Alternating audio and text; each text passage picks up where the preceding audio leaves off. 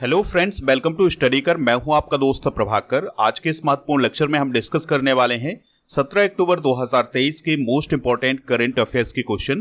तो आप इस पूरे लेक्चर को बहुत ही ध्यान से लास्ट तक जरूर देखिएगा। आज का पहला और इंपॉर्टेंट क्वेश्चन है, सेना कमांडरों का सम्मेलन कहाँ आयोजित किया जा रहा है? आंसर हो जाएगा नई दिल्ली में।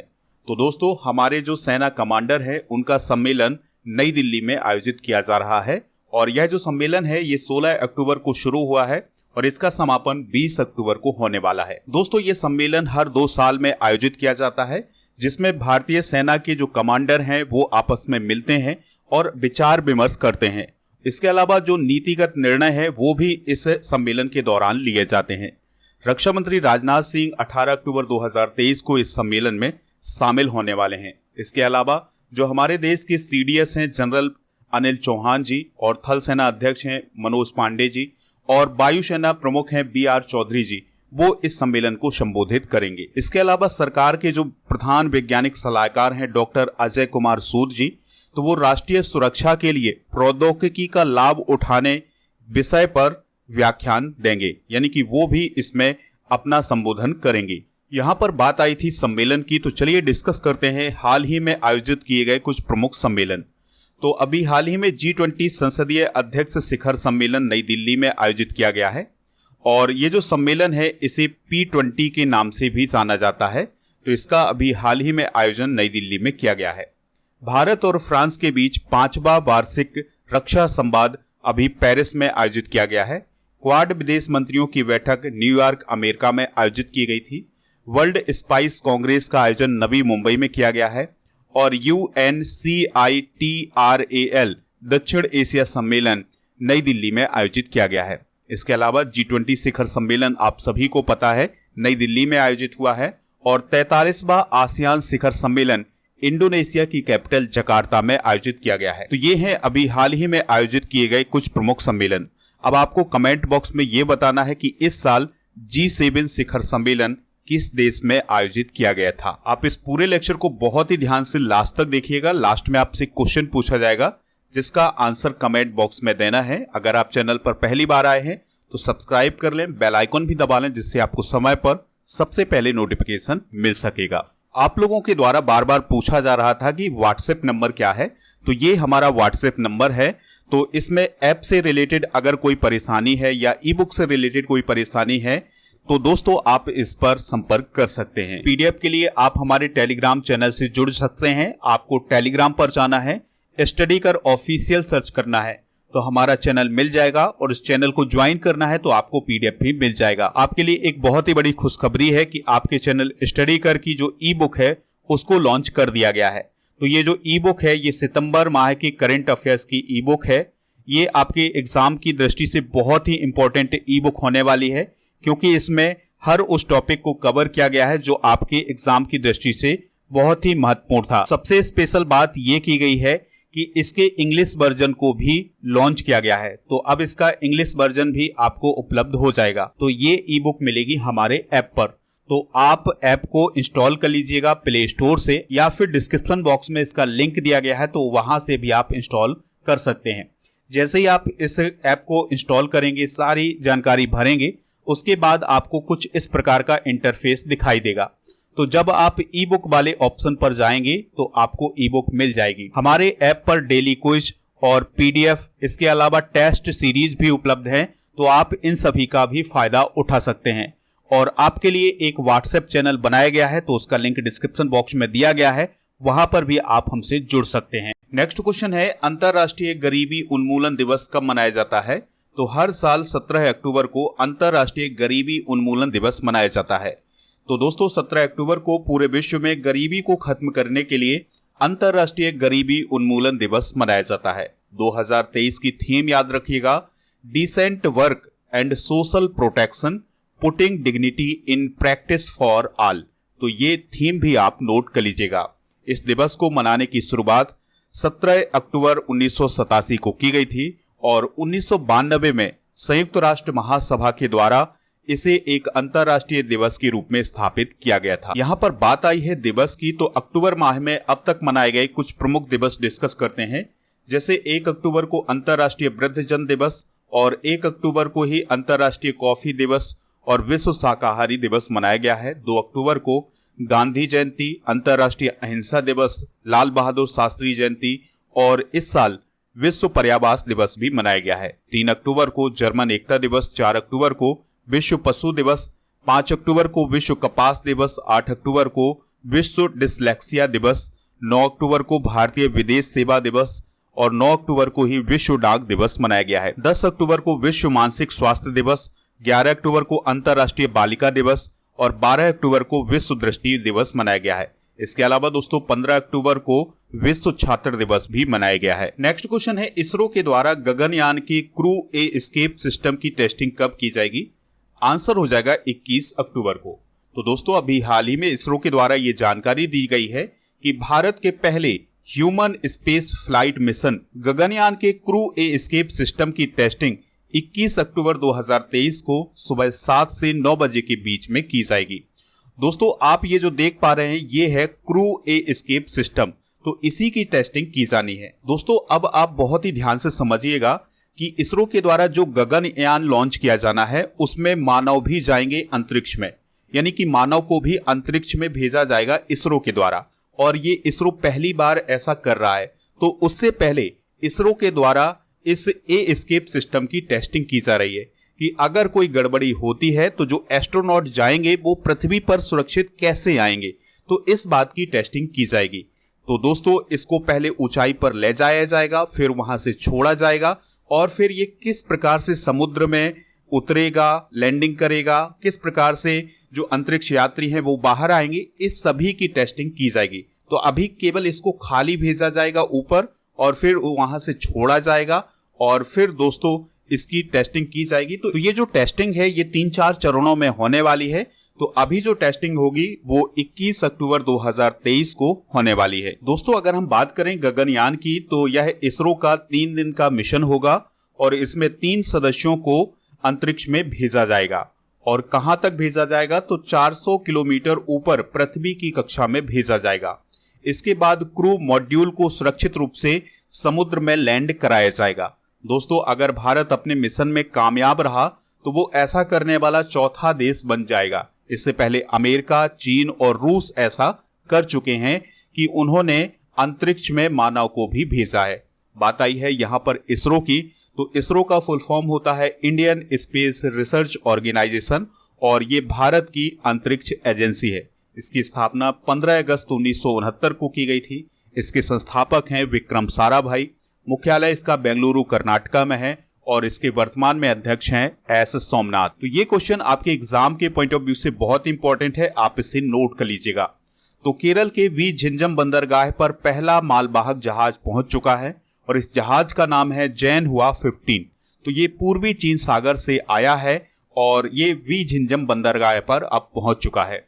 अगर हम इस वी झिंझम बंदरगाह की बात करें तो इसे अडानी ग्रुप की कंपनी अडानी पोर्ट्स के द्वारा ऑपरेट किया जाता है।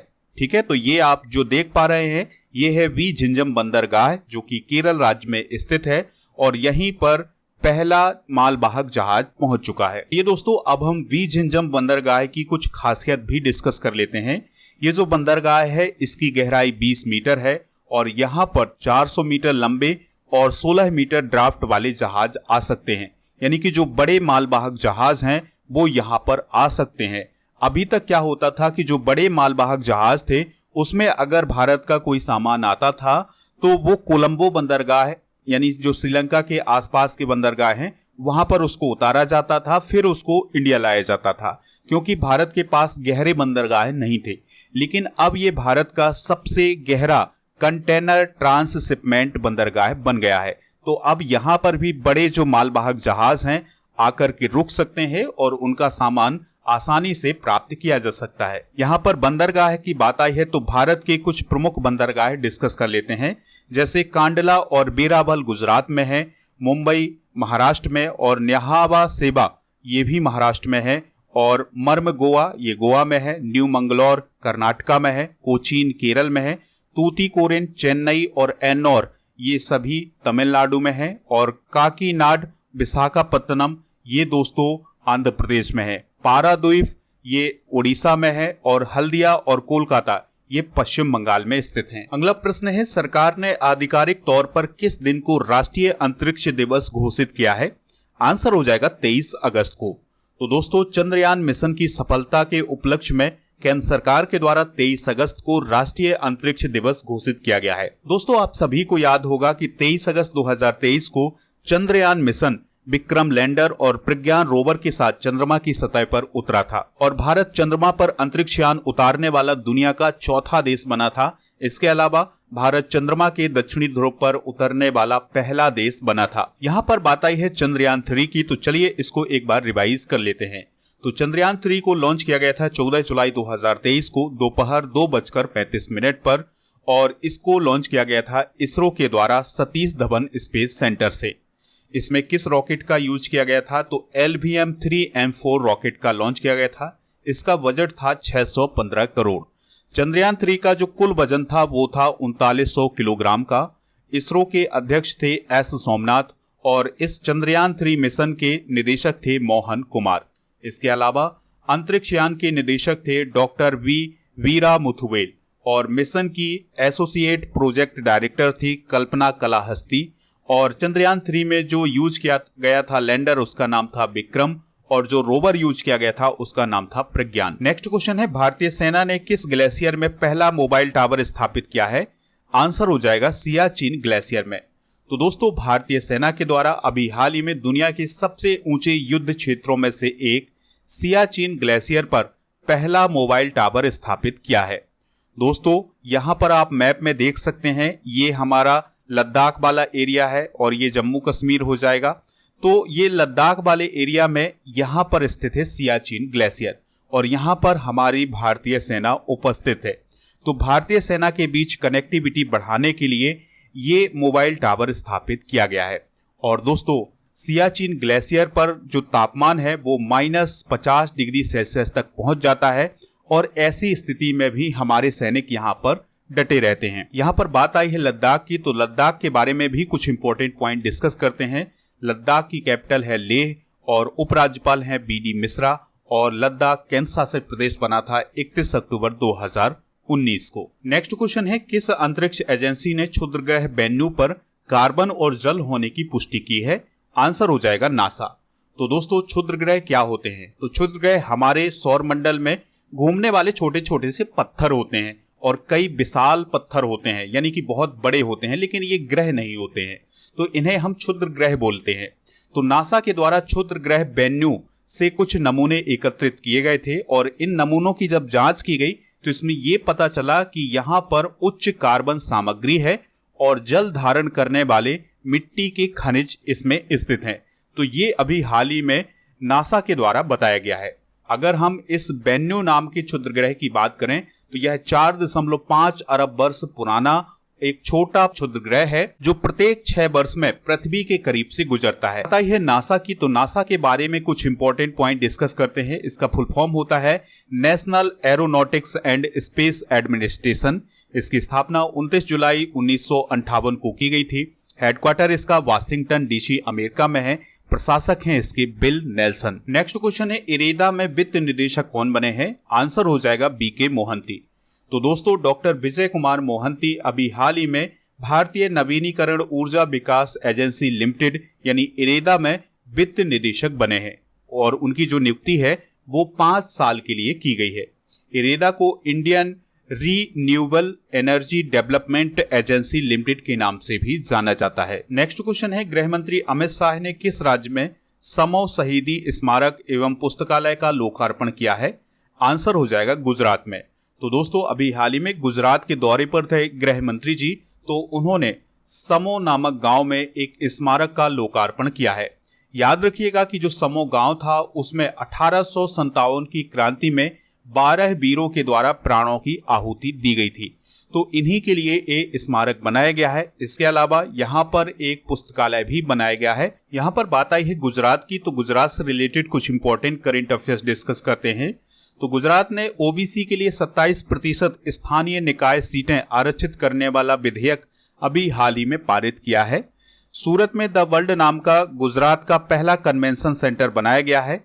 गुजरात सरकार ने एक जिला एक उत्पाद योजना को अभी हाल ही में लागू किया है। गुजरात सरकार ने सेमीकंडक्टर नीति का अभी हाल ही में अनावरण किया था। नेक्स्ट क्वेश्चन है, अंतरराष्ट्रीय ओलंपिक समिति ने किस देश की ओलंपिक समिति को निलंबित कर दिया है? आंसर हो जाएगा रसिया। तो अंतरराष्ट्रीय ओलंपिक समिति के द्वारा रशियन ओलंपिक कमेटी को चार्टर के उल्लंघन के लिए तत्काल प्रभाव से निलंबित कर दिया गया है। अब सवाल आता है कि ये निलंबन क्यों हुआ है? तो अभी कुछ समय पहले आरओसी ने क्या काम किया था कि जो यूक्रेन का कब्जे वाला क्षेत्र है उसमें से 4 क्षेत्र हैं जिनके नाम है डोनेडस्क, खैरसोन और लुहांस्क और जापोरिजिया। तो इनको अपने अधिकार क्षेत्र के अंतर्गत बता दिया था, जिसके बाद अंतरराष्ट्रीय ओलंपिक समिति ने इसे चार्टर का उल्लंघन बताया और फिर रशियन ओलंपिक कमेटी को निलंबित कर दिया। चलिए दोस्तों, अब हम कल के करंट अफेयर्स को रिवाइज करते हैं, फिर इसके बाद जनरल नॉलेज के पिटारे को डिस्कस करेंगे। लास्ट में आपसे क्वेश्चन पूछेंगे जिसका आंसर कमेंट बॉक्स में देना है। कल का पहला क्वेश्चन था, वुमेन एशियन हॉकी चैंपियनशिप 2023 का शुभंकर किसे बनाया गया है? जूही को। भारत की 15वीं नवरत्न कंपनी कौन बनी है? इरकॉन। लॉस एंजेलिस 2028 ओलंपिक में कौन सा खेल शामिल किया जाएगा? क्रिकेट। नागा रेजिमेंट को प्रेसिडेंट कलर से किसने सम्मानित किया है? मनोज पांडे ने। शतरंज अंडर 20 के विश्व चैंपियन कौन बने हैं? रौनक साधवानी। तटीय सुरक्षा अभ्यास सागर कवच 2/23 का आयोजन भारतीय नौसेना के द्वारा किस राज्य या कैंसर प्रदेश में किया गया है? आंध्र प्रदेश, तमिलनाडु और पुदुचेरी में। साउथ इंडियन बैंक के गैर कार्यकारी अध्यक्ष कौन बने हैं? BJ Kurian. Nagaland Institute of Medical Sciences and Research का उद्घाटन कहाँ किया गया है? कोहिमा में। अरुणोदय 2.0 योजना का उन्नत संस्करण किस राज्य में पेश किया गया है? असम में। प्रोजेक्ट नीलगिरी तहर किस राज्य में लॉन्च किया गया है? तमिलनाडु में। तो आज के जनरल नॉलेज के पिटारे में हम डिस्कस करेंगे प्रमुख क्षेत्र और उनके जनक। जैसे जीव और जंतु विज्ञान के जनक हैं अरस्तु, इसके अलावा राजनीति शास्त्र के जनक भी हैं अरस्तु। रसायन विज्ञान के लेबोजियर, इतिहास के हेरोडोट्स, भूगोल के हिकेटियस, आधुनिक भूगोल के अलेक्जेंडर वॉन हम्बोल्ट, अर्थशास्त्र के एडम स्मिथ, वनस्पति शास्त्र के थियोफ्रेट्स, संस्कृत व्याकरण के पाणिनि और भारतीय पुनर्जागरण के राजा राम मोहन राय, आयुर्वेद चिकित्सा के चरक, यूनानी चिकित्सा विज्ञान की हिप्पोक्रेट्स और भारत में नागरिक सेवा का जनक था लॉर्ड कॉर्नवालिस। तो दोस्तों, ये हैं प्रमुख क्षेत्र और उनके जनक। कल के करंट अफेयर्स में जो क्वेश्चन पूछा गया था उसका आंसर था अनिल चौहान। तो लगभग सभी लोगों ने इसका आंसर अनिल चौहान बताया हुआ है। इसी प्रकार से जो क्वेश्चन आपसे पूछा जाए उसका आंसर आप कमेंट बॉक्स में जरूर बताइएगा।